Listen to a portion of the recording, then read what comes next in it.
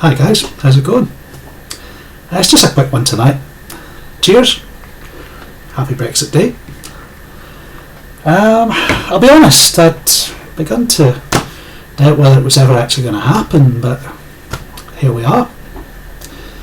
Now I appreciate we've got a ways to go yet. We wasted 3 years on infighting and appeasing the EU's desire for an orderly exit. And we've given pretty much no consideration to trade or security. And now the EU are worried about time. Wow. Guess what? It's time to get busy, mon frère. I think if there's no progress, I honestly believe that Boris will just up sticks and go. There's absolutely nothing to be gained from any kind of deal that keeps us tied to the EU, that keeps us stuck in this status quo. Right now we're spunking 350 million quid a week into the EU's coffers, just so that they can enjoy a trade surplus and we get to subsidise industries on the continent. And those industries, they don't just undercut us and our manufacturing base, they undercut our real friends and allies too. And I mean real friends. Now, I'm getting sick of all these media lovies spurging over how bloody wonderful our European neighbours are. They seem to have lost track of who our real friends are. Does anybody remember who propped up our economy when we were utterly bankrupted by European wars? Anybody remember who lent us weapons and tools when we needed them the most? Who sent their young men across the Atlantic to fight, bleed and die for us? Sure as buggery wasn't any twat wearing a blue and fucking gold flag. People have got very short, very selective memories.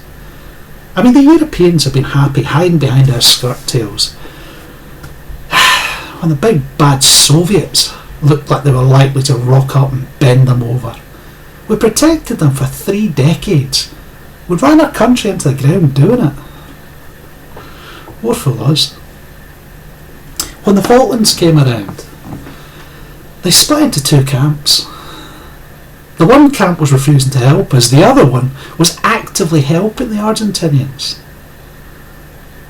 The Italians, they've taken billions of pounds of investment into their defence industry from the British.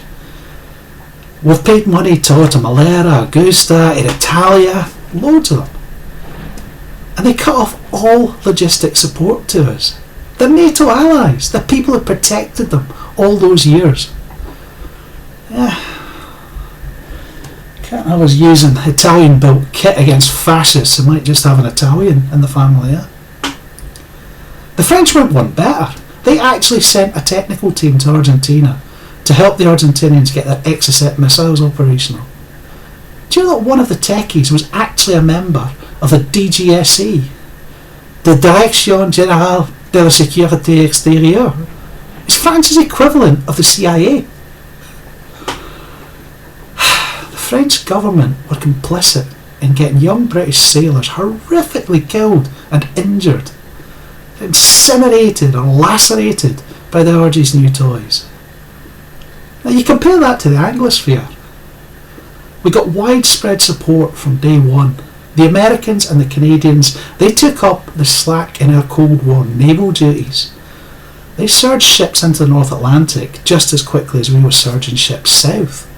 The Australians were speaking up for us noisy and often in the United Nations. And the Kiwis, God bless the Kiwis, they gave us a fully crewed frigate.